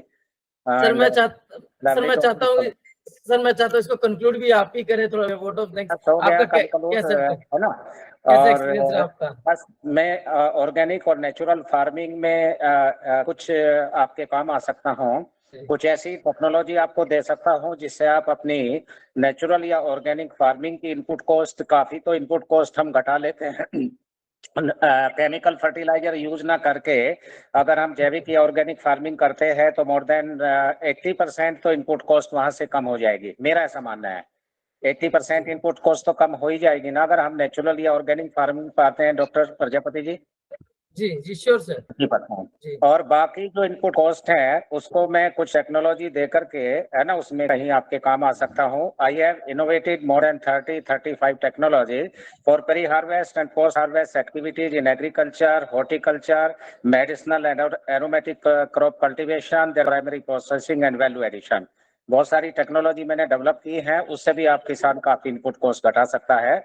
वो innovative cost effective innovative input cost effective innovative farm mechanisation technology है ना? ब्रीडिंग की कॉस्ट आप जीरो पर, हाँ जी, कुछ इस तरह की टेक्नोलॉजी से भी इनपुट कॉस्ट घटा करके किसान की आमदनी को जैविक या ऑर्गेनिक फार्मिंग से हम बढ़ा सकते हैं, और इनपुट कॉस्ट को फार्म मैकेनाइजेशन या टेक्नोलॉजी पर आकर के और कम करके उसके लाभ को, ग्रॉस प्रॉफिट या ग्रॉस इनकम को, है ना, इंक्रीज कर सकते हैं। मेरा ऐसा मानना है। जी डॉक्टर साहब, मैं चाहता हूँ कि अगर आपके पास मेरा नंबर है, अगर आप मेरे को एक बार मैसेज कर दें, या फिर मैं आपको यहाँ पे नंबर मेरा बता देता हूँ। अगर कोई भाई ग्रुप से जो भाई ग्रुप में नहीं है वो भी जुड़ सकते हैं। अगर आपके पास सब नंबर हो तो मेरे अगर मैसेज कर दें, या फिर मैं आपको बताऊँ नंबर। मेरा नंबर आप नोट कर लें, यहाँ तो मैं वैसे ही बैठा हूँ, कहीं आउट ऑफ स्टेशन हूँ। और जी बताइए डॉक्टर साहब। 9917 9917 86 2313 और नहीं 2313 not 5। Okay sir, 2313। Doctor Prajapati, would you like to ask me any question? नहीं सर, बाकी हम आपसे डिस्कस करते हैं बाद में। डॉक्टर प्रजापति जी से रिक्वेस्ट करूंगा कि कुछ पूछना चाहेंगे इधर भी, हमने आपसे बहुत कुछ पूछा है। Would you like to know something? आप ऐसे ज्वाइन करते रहिए, हम लोग बीच में बातें करते रहेंगे हर सैटरडे को। बात करना अलग बात है, कोई क्रिटिकल क्वेश्चन या रोज क्वेश्चन तो आपकी तरफ से भी आना चाहिए ना मेरे लिए। है अभी कुछ नहीं है, कोई क्वेश्चन नहीं आपका? ऐसा के लिए मेरे पास एक क्वेश्चन था। क्वेश्चन मतलब मेरे फार्मर का क्वेश्चन है। Can I discuss with you right now? Why not. हाँ, एक्चुअली हमारे जो प्राकृतिक खेती के किसान हैं या जो ऑर्गेनिक फार्मर हैं, नेचुरल फार्मर हैं, मैंने इवन गुजरात में अभी वो सारा एरिया विजिट किया हुआ है, क्योंकि गुजरात स्टेट मेरे जुडिक्शन में है। तो सबसे बड़ी प्रॉब्लम उनको आती है बीट कंट्रोल की, खरपतवार नियंत्रण की बड़े sorry to interrupt you. पूरा I मेरा have क्वेश्चन ये है। दूसरा ये हाँ, वो पहले वाले का जवाब दे दो। I have innovated such a weeder or weeding machine which running cost is 0. ऐसी वीडिंग मशीन मैंने बनाई है जिसको कितनी बार भी चलाइए और भारत की किसी भी मिट्टी में चलाइए, किसी भी फसल में चलाइए, उसमें सब फीचर्स डाले हैं। आप अपनी वीडिंग को 0 कर सकते हैं। अगला क्वेश्चन। अच्छा, वेरी नाइस। That is तो ये आपका जो एक्चुअली मैंने भी that name of weeder बहुत बढ़िया है, क्योंकि किसान इवन जी, गुजरात के किसान, इवन ट्राइबल एरिया के किसान सबसे ज्यादा परेशान, वो पूरे भारत इसी बात से परेशान है वो। जी जी, that is DC Power multi crop weeder come cultivator. It comes with 4 attachment के साथ में आता है। हर डिस्टेंस पे चलेगा और हर मिट्टी में चलेगा। I mean to say let it be any soil और let it be any crop और let it be any distance between 2 row. Okay, कोई भी दूरी हो उसका सकती क्या है। कॉस्ट, उसका कॉस्ट क्या रखा है? कॉस्ट की अलग से बात कर लेंगे। Then I have provided my number once again 9917862313 and I come एक from minute district doctor, Bagpat। Just एक सेकेंड आपका नंबर बताइए फिर से। ओके टाइम बताइए प्लीज। 9917 जी 86 99 17 हाँ 86 जी 2313। 2313। Your good name? Doctor DP Singh. Doctor DP Singh. And thank you Singh साहब। कोई भी तो आप किस टेक्नोलॉजी ऑर्गेनाइजेशन को बिलोंग करते हैं सिंह साहब? हाँ जी, कौन सा ऑर्गेनाइजेशन था आपका? मैं तो एक्चुअली एक किसान हूँ, but I have innovated several technology for Indian farmers. आप अपनी कुछ बुक्स वगैरह बना दीजिए, इस तरह की किसानों को हम लोग सर्कुलेट करवा देते हैं। तो very good idea, because these are the basic points and how to control the basic disease. You can ask me for, मांग सकते हैं कोई भी टेक्नोलॉजी चाहिए, then I can help you out. कोई भी जो भी आपको समस्या आ रही है फील्ड में। अच्छा।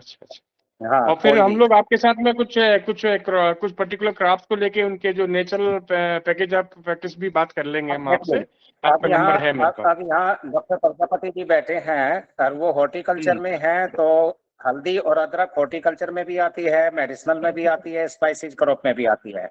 अब हल्दी और अदरक पर मैंने ऐसी टेक्नोलॉजी विकसित की है जो वैल्यू एडिशन में काम करेगी, करकुमिन की परसेंटेज को जो कहता वो रखेगी, और जो प्रोसेसिंग होती है हल्दी की, जिसमें 15-20% हल्दी कट के नीचे गिर जाती है, वो सब कुछ बदल दिया मैंने। 2 दिन में 1 एकड़ हल्दी की 100 कुंटल की प्रोसेसिंग कीजिए, सारी प्रोसेसिंग कॉस्ट घटाइए, करकुमिन की परसेंटेज जो की तो रखिए, और वैल्यू एडिशन कीजिए। I have innovated such a machine. हमारे लिए बहुत ही अच्छी बात है सिंह साहब, you are one of the very good success story. और मैं ये कहना चाह रहा था आपसे कि ये जैसे आपका पर एकड़ का कितना मतलब इकोनॉमिकली अगर हम बात करें, हाउ मच वी गेट, आपका कितना आपका बेनिफिट आता है पर एकड़? मतलब I am not getting your question properly, repeat your question again. Natural farming करते हुए आपके किसान या आपको कितना एक एकड़ में फायदा हो जाता है? जस्ट ये आइडिया जानना चाहता हूँ। Actually, I come from district Western UP. This is sugarcane belt. More than 95% land farmers they cultivate sugarcane. ठीक है। And that is organically or naturally or with chemicals? No, the sugarcane that is not possible naturally or organically. It needs some chemical fertilizer like DAP or some urea. It needs. But in our area, in Madhya Pradesh, in Narsinghpur area, farmers are cultivating organically and without chemical and pesticides. And what about the production? They are preparing this jaggery, organic jaggery, and they are exporting also. Narsinghpur district of Madhya Pradesh. Yes, but yes. Here actually, so that's good idea. I'm happy to talk.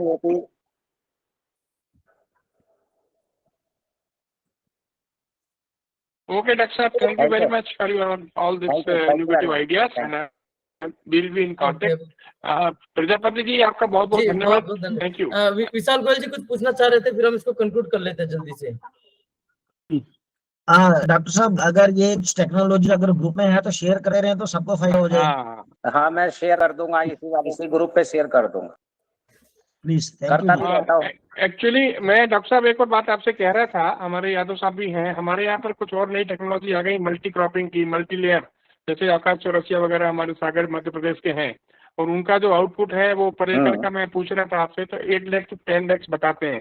तो आपके किसान भी 8 लाख 10 लाख कमा पाते हैं क्या पर एकड़ से? नहीं, इतना तो नहीं, शुगर केन में तो इतना नहीं आता। बाकी पर एकड़ जो वहाँ मल्टी लेयर फार्मिंग से वो कमा रहे हैं, दैट्स वेरी गुड, बहुत अच्छा है। बट यहाँ मेरी लोकेलिटी में अभी मल्टी लेयर फार्मिंग अभी इंट्रोड्यूस नहीं हो पाई है। मतलब farmers they are not much interested in such kind of cultivation, they are only interested in sugarcane farming. Singh साहब मैं हमारे नागपुर के ट्रेनिंग प्रोग्राम में एज ए एक्सपर्ट बुलाना चाहूंगा। I am happy to talk to you. Thank you very much, have a good day. सभी को बहुत बहुत थैंक यू, धन्यवाद। Thank you. डॉक्टर श्रीनिवास हैं क्या इस प्रोग्राम में जुड़े हुए हैं कि नहीं पता नहीं। यादव साहब, श्रीनिवास जी हैं क्या?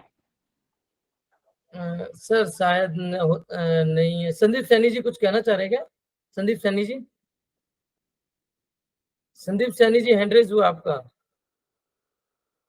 संदीप सैनी जी आपका हैंड रेज हुआ है, आप कुछ कहना चाह रहे हैं जी? ये सर मेरी आवाज आ रही है आपको? जी बोलिए बोलिए, पूछिए जल्दी। सर मैं ना कुरुक्षेत्र से बोल रहा हूँ, हरियाणा कुरुक्षेत्र से जी। मेरे पास सर 2 एकड़ का नेट हाउस लगा हुआ है, शेड नेट हाउस जो बोलते हैं ना जी। हाँ। अब मैं काफी टाइम से ऑर्गेनिक करने का बहुत कोशिश कर रहा हूँ, लेकिन शेड नेट के अंदर सर हो ही नहीं पाता।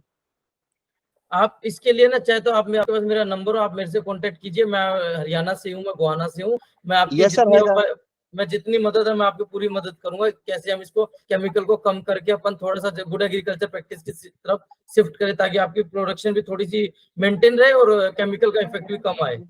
नहीं, एक बार और अपना क्वेश्चन रिपीट करिए सर। ये पॉली हाउस, इनके पास नेट हाउस है, प्रोटेक्टेड कल्टीवेशन 2 एकड़ में, तो ये चाह रहे हैं कि उसमें ऑर्गेनिक या उसमें कैसे केमिकल को कम करके ये कोशिश कर रहे हैं उस चीज को। ये उनका ये है। नहीं, नेट हाउस पॉली हाउस में बहुत आसानी से हो जाएगा, बहुत आसानी से ऑर्गेनिक फार्मिंग की जा सकती है।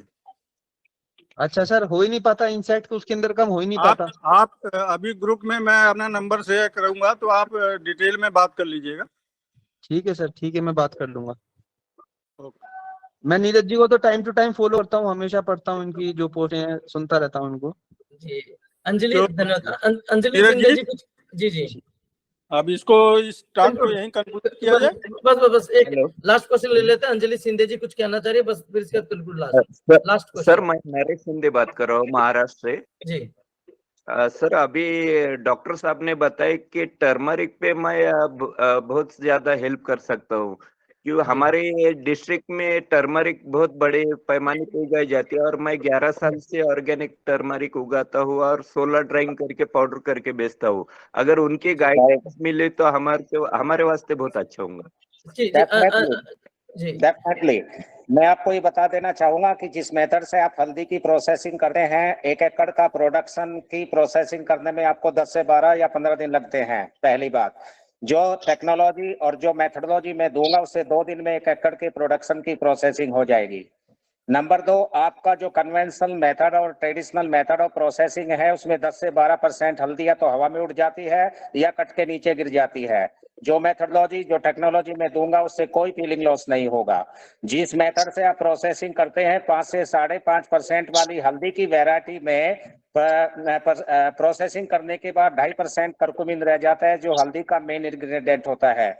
जिस मेथडोलॉजी को मैं दूंगा, जो मेथडोलॉजी और टेक्नोलॉजी मैं दूंगा, अगर 5.5 से 6% करकुमिन वाली हल्दी है तो जो का तो करकुमिन की परसेंटेज रहेगी, उससे करकुमिन का कोई लॉस नहीं होगा और सारी आपकी लेबर बच जाएगी, सारी की सारी लेबर कॉस्ट बच जाएगी। 2 से 2.5 दिन में 1 एकड़ की प्रोसेसिंग कर पाएंगे। 1 एकड़ की प्रोसेसिंग अगर आप करते हैं 10 से 12-15 दिन में, तो 50 से 60 हजार रुपए का खर्चा आपका मिनिमम आ जाता है, जहां लेबर सस्ती होती है। लेकिन इस मेथड से प्रोसेसिंग करने में सारे वो बच जाएंगे और वैल्यू एडिशन भी हो जाएगा। वैल्यू एडिशन भी आपको मैं दे दूंगा। तो ये और यही टेक्नोलॉजी हल्दी पे भी काम करती है और अदरक पे भी काम करती है। तो नंबर मैंने प्रोवाइड कर दिया है। You may talk to me anyhow, any time, then I can provide the methodology and technology. ठीक है सर, आपका क्वेश्चन और क्वेश्चन कोई आपका हल्दी के रिगार्डिंग एक बार मैं उनसे पूछ लेता हूँ। हल्दी के रिगार्डिंग और कोई पूछना हो पूछो। आप समझ पा रहे हो जो मैंने बताया? जी सर, अभी तो आपका नंबर लिया सर, मैं व्हाट्सएप करके आपसे बात करता हूँ। हाँ, समझ में जो मैंने बताया ये लाभ होगा ना इससे आपको? हाँ सर, हाँ। ठीक है, ओके सर, हम इसको कंक्लूड करते हैं। आज सभी उपस्थित जितने भी हमारे पार्टिसिपेंट्स थे सभी का बहुत बहुत धन्यवाद, और स्पेशली डॉक्टर आर.के. पाठक सर और आर राम सर का, और जो हमारे सभी साथी जुड़े हुए हैं, और हमारे जो डॉक्टर साहब डीपी सिंह सर और डॉक्टर अजय सर जो अपने एनसीओ गाजियाबाद के जो रीजनल डायरेक्टर भी भुवनेश्वर से, तो मैं सभी का बहुत बहुत धन्यवाद करना चाहता हूँ, और हमारे किसान भाइयों का कि जो हमारी ये हमारी सेकंड सीरीज के तीसरे एपिसोड में आप सब जुड़े और इसके ऊपर चर्चा करी। और अभी इसी की रिकॉर्डिंग हम लोग अपना जो यूट्यूब चैनल है हरित प्रदेश एग्रो फाउंडेशन, उस पर हम शाम को या कल सुबह तक हम लोग इसको अपलोड कर देंगे। आप लोग सभी तक शेयर करते रहें, और बाकी मैं चाहता हूं कि सीरीज के बारे में आप जिन भी किसान भाइयों से मिले उनको भी इससे जोड़े, ताकि हम ज्यादा से ज्यादा किसान भाइयों की जो सक्सेस स्टोरी है और ज्यादा से ज्यादा किसान भाइयों की जो समस्या है उनको एक दूसरे तक शेयर कर पाए। आप सभी का बहुत बहुत धन्यवाद।